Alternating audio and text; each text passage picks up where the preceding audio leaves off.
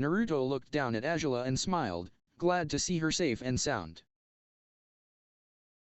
Azula stared at him in wonder and couldn't believe he was standing over her.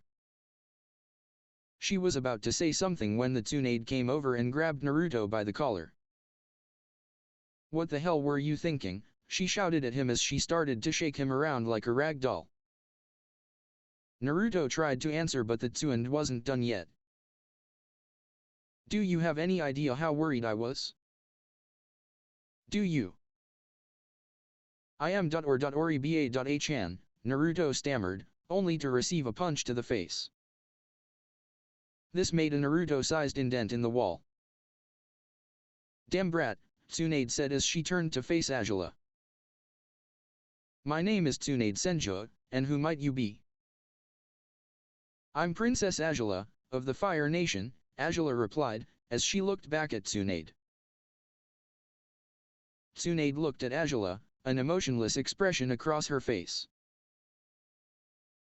"Well, Princess," she began, "how did you end up in my village?" "I was running from the guards and was cornered at a cliff. Then I fell and landed in the water. The next thing I remember is waking up in Naruto's arms before passing out again," Azula answered, and Tsunade frowned. Tsunade looked at the girl before her and turned. "Inoichi," she said, and the blonde man walked over to her.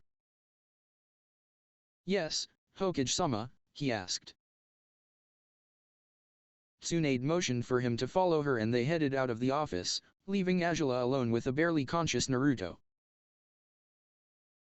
"What is Azula's mental state like?" she asked, once they were out in the hallway. Inoichi gave Tsunade a serious look. "Her mind is in fragments," he explained. "She's completely broken. From what I could gather, she was betrayed and lost a battle, making her mind break down into what it is today. So, there's no way to get any clear information out of her?" she asked, and Inoichi nodded. "To get anything out of her, we need to heal her mind first," he replied. A hint of worry was laced in his voice. "Fixing her mind might be a problem. It seems that some part of her mind is trying to destroy her as we speak. Before I was ejected from her mind, I saw her running from what appeared to be two people.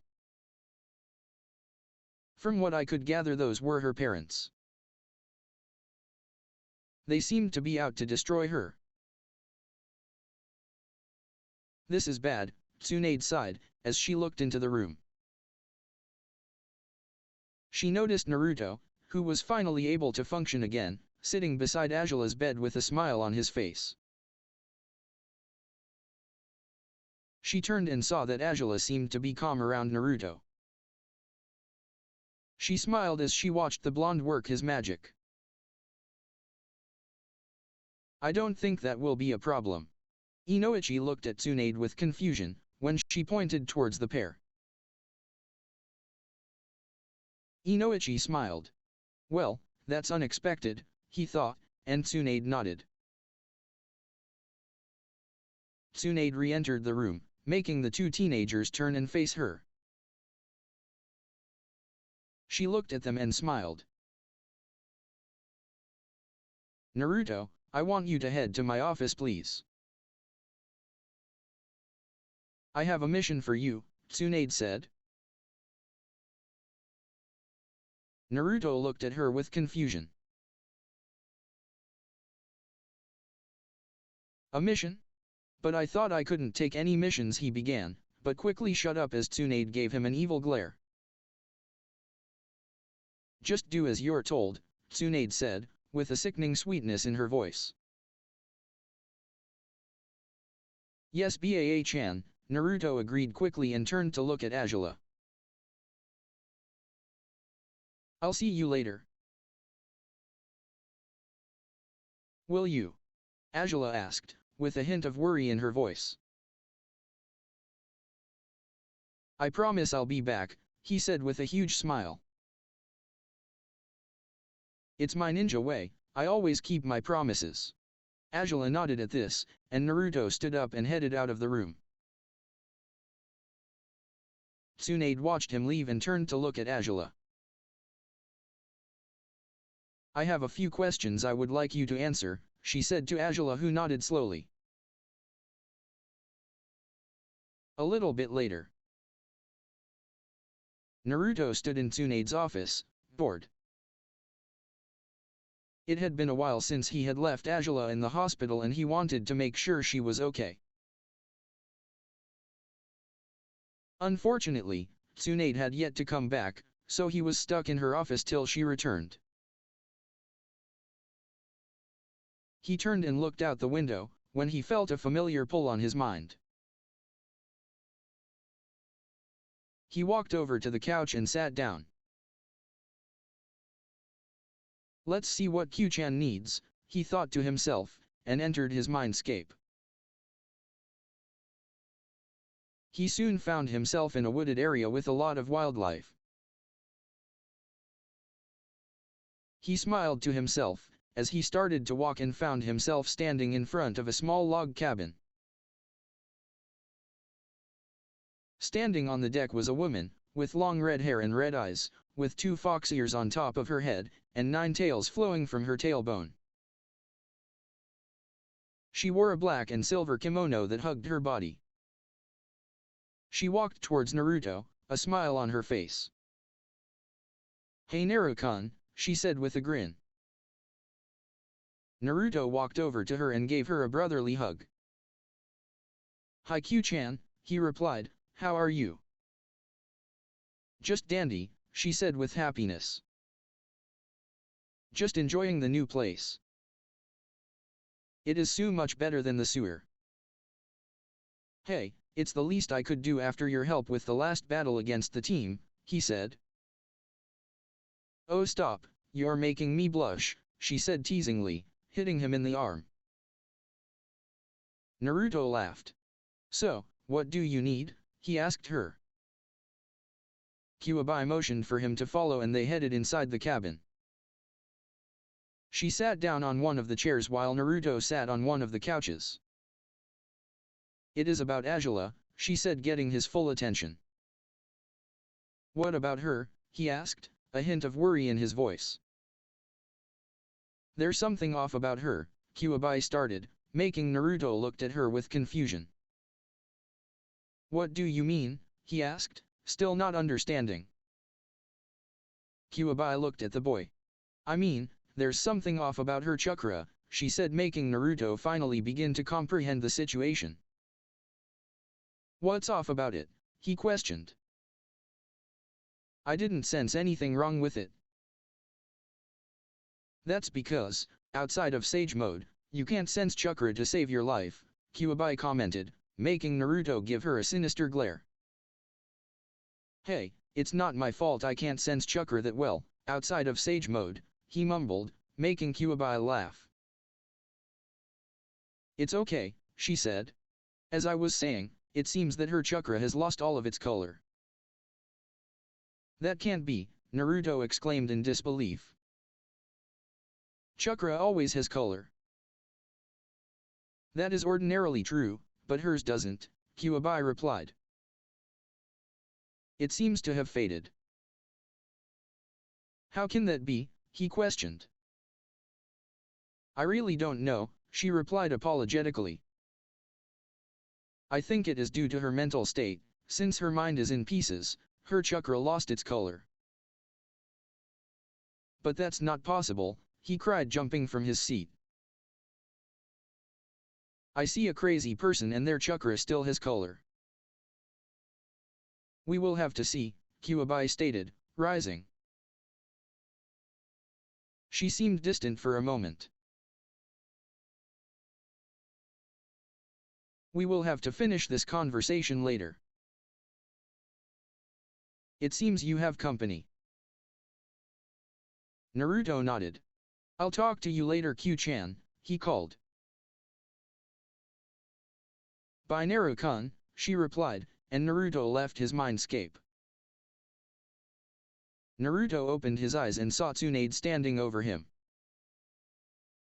"Hi Baa-chan," he said, and Tsunade smacked him on the side of his head. Idiot, stop calling me that, she shouted, as Naruto rubbed a hand against his head, trying to alleviate the pain. Sorry Baa-chan, Naruto replied, when he saw a large book flying towards his head. He dodged to the side and looked over at Tsunade. That wasn't very nice. It wasn't meant to be nice, brat, Tsunade grumbled. Naruto nodded and took a seat in front of Tsunade.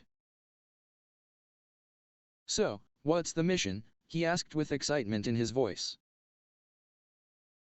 First, you need to tell me what you did back in Azula's room, Tsunade stated, making Naruto stare at her with wonder. She saw the confusion on his face and sighed, when you put your hand on her forehead when she was shaking. Oh, Naruto replied, finally catching on. I was helping her wake up. How? Tsunade demanded. Q-chan told me to go over and place my hand on Azula's forehead, he stated, then she pulled my mind in hers, into Azula's. So thanks to Kyuubi, you were able to enter her mind, Tsunade said.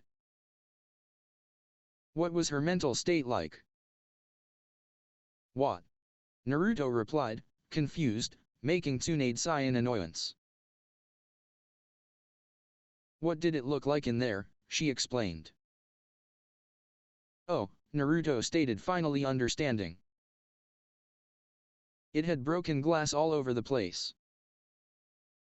There was one place that seemed to be whole, but everything else was broken. Tsunade nodded. So, her mind is in shambles, she said to herself. She looked at Naruto and gave him a serious look. Naruto. Yes Baa-chan, he said, making her eye twitch, but she remained in her seat.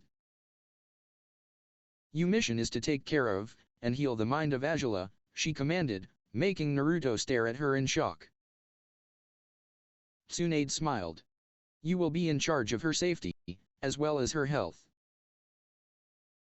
You will be moving into a bigger apartment so you can better take care of Azula. She is to eat healthy, to help her body regain its strength. That means a balanced diet and not just ramen all day.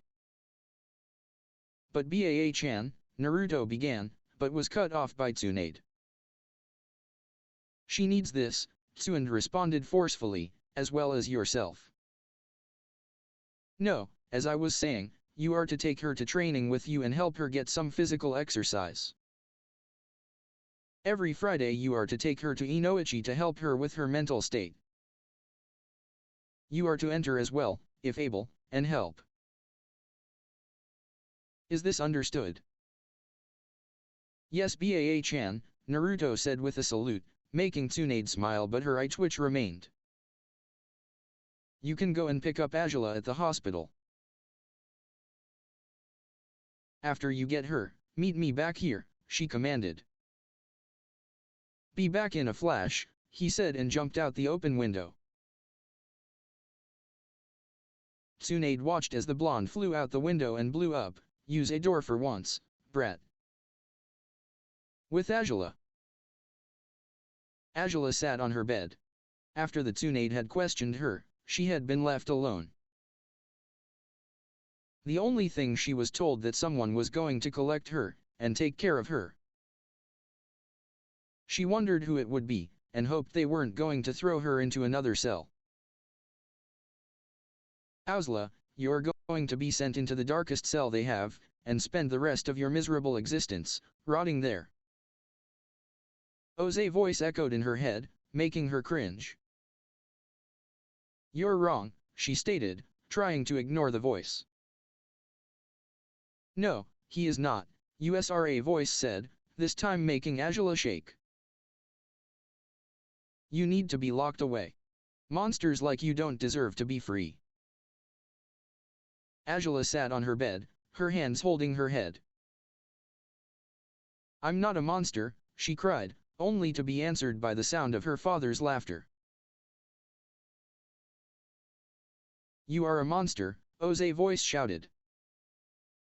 Monsters try to destroy all those who oppose them, without mercy. Monster control people, Ursa's voice continued. As with my entire Li, you tried to control them through fear, but in the end, they left you to live a better life free of fear. Now you are all alone as a monster should be. Azula tried not to listen, but her parents' voices wouldn't leave her. A monster, Jose, and Ursa's voices said in unison. Monster, monster, monster. I'm not a monster, Azula shouted, getting the attention of one of the nurses. That is what a monster would say, Jose's voice growled.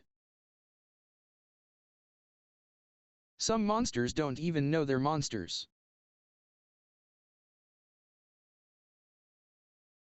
I am a monster, Azula said slowly, as Jose's voice chuckled. Yes, you are a monster, he said, sensing a change in Azula, a monster that needs to be put down.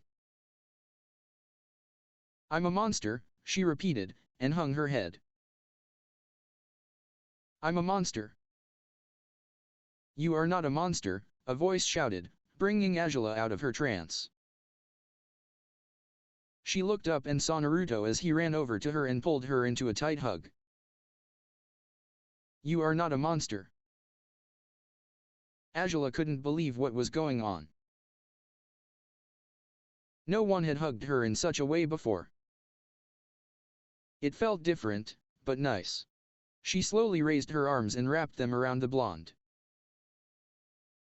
She felt safe in his arms and let herself melt into his embrace. Naruto slowly broke the hug and gave Azula a large smile. Come on, let's get going, he said and offered Azula his hand. She looked at it, then at him.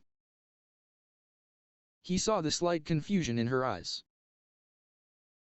Just take my hand, you will be safe. He's trying to trick you, Jose's voice said with a hint of fear in his voice. He wants to lock you away. Azula looked at Naruto, straight in his eyes, and tried to see his intentions. All she could see was kindness and safety in them, also a bit of understanding. Jose's voice tried to convince her that going with Naruto was a bad idea, that it would only bring her pain. This is a lie. Jose's voice shouted at her. You're a monster, a monster. Azula tried not to listen, but a voice she never expected to hear, entered her mind. Go with the boy, the voice of her uncle Iroh said, making eyes widen in shock. Live free of your past. Azula lifted her hand slowly and put it into Naruto's. He smiled at her and helped her to her feet. Come on, he said and led her from the room. In the Avatar world. What do you mean she can't be found? A young man shouted with anger. He was tall with short black hair. His most distinguishing feature was a large burn on the left side of his face. This was Fire Lord Zuko, brother of the Fall Princess. It had been several days since Azula's escape from her cell and everyone was on edge. We have checked all over the nation and have yet to find anything, the captain of the guard said. This made Zuko frown. This is very bad, he said. Continue your search. I want her found as soon as possible. Yes, my lord, the captain said, saluting. He quickly turned and headed out of the chamber, leaving the young lord to his thoughts. She could start another war, Zuko thought, but he knew that her mind was still broken when he had visited her a few weeks back. Could she have been faking? Zuko sighed and sent out a blast of fire from his hand in frustration. Why did this have to happen, he said to himself. Everything happens for a reason, my boy, an elderly voice said. Zuko turned to face a short man with white hair and a wise face. Uncle, he said and hugged the old man. This was Iroh, former general of the Fire Nation army, brother to the former Fire Lord, and caring uncle to Zuko. It is good to see you, Iroh said and broke the hug. Now what is this about Azula escaping? Zuko sighed and explained what had happened. Iroh listened and nodded. This is very troubling, Iroh said with a frown. She needs to be found, not just for everyone else's sakes, but for hers as well. I know, uncle, but she could be anywhere, Zuko stated, and sat down on the throne. I have all the guards and soldiers looking for her, and they haven't found her at all. Why don't you contact Aang about this, Iroh suggested. I already have, Zuko replied and looked out the window. I just hope we can find her in time. We will, Iroh stated. Now, let's have some tea. I just introduced a new flavor at my shop and wanted to get your opinion on it. Zuko just smiled at his uncle and nodded. It was nice to have him around. As they left the office, he couldn't help but feel a sense of trouble looming on the horizon. With Avatar, Aang found himself in the spirit world. He wondered how he had gotten there. He turned and saw the trees all around but no one in sight. How did I get here, he thought as he looked around. He slowly traveled around till he found himself standing in front of a large table and several spirits seated around it. Ah, Avatar, glad to see you have come, said one of the spirits. He was a large tiger, and sitting next to him was a familiar panda bear. This was Heibai, the spirit of the forest. At the head of the table, sat Princess Yu, the moon spirit. It is good to see you, Aang, she said with a sad smile, but unfortunately it is at a troubling time. What has happened? He asked with concern in his voice. Princess Azula has disappeared, Yu said, making Aang look at her in shock. What happened? He asked with concern. She escaped with the help of two spirits I have never seen before, Yu said, creating a picture of what happened. These two spirits helped the Azula escape and somehow sent her somewhere I cannot see. What do you mean? Aang said, yet not wanting to hear the answer. Azula is no longer in this world, but in another, Yu said, and Aang looked at her in shock. This is bad, he stated, and many of the spirits present nodded. We can cure, Yu said. We are willing to send you and a few others to the other world to retrieve Azula, so she can't bring her evil there as she did here. How will you do that? Aang began, but Yu cut him off. That does not matter at the moment, she stated. What matters are that you gather those you feel will be best for this mission. I understand, he said and bowed. I will gather them as soon as possible and wait for your next call. Good, now go, Yu said, and Aang felt the world around him disappear. He slowly opened his eyes and saw Katara standing over him. We need to go see Zuko, he said. In the spirit world. Yu, and the other spirits at the table, sat there talking, when they saw two small canine-looking creatures walk towards them. Yu saw that they were the spirits who helped Azula escaped. Halt, she ordered. Who are you, and why have you come? My name is Hina, and this is my son Ren, the female canine explained. We are foxes sent by Kami. Foxes, the tigerdillo said with confusion. What is a fox? We are foxes, you idiot, Ren said, only to get smacked in the head by Hina. He is still young, and has yet to learn manners, Hina said, annoyed. As for why we have come, we are here to tell you to leave Azula alone, and not to send the Avatar and his friends after her. She's a monster. You shouted.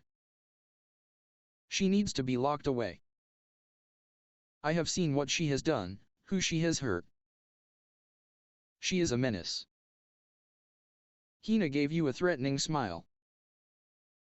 That is where we disagree, my dear moon spirit. Azula is a lost soul who needs to be healed. That is why Kami has sent her to the other world. Who is this Kami you speak of? You asked. She is what you call, the Great Spirit, Hina stated, making all of the spirits gasp. That's not possible, you shouted. The Great Spirit wouldn't help someone of such evil. Think whatever you want, Moony, Ren said with a hint of mocking. But when Kami helps someone, there is generally a good reason. I don't care what reason this, Kami, has for helping that girl, but I believe they are wrong, you said, and all the other spirits agreed. Hina looked at them with anger. You are a bunch of closed-minded fools, she stated. She is a girl who lost her way, and you condemn her to a life of misery. Such a disgrace. Hina turned and Ren followed, leaving the other spirits to their thoughts. Hina stopped for a moment and looked back at the assembly. Mark my words. If you send the Avatar and the others to the other world, they will regret it,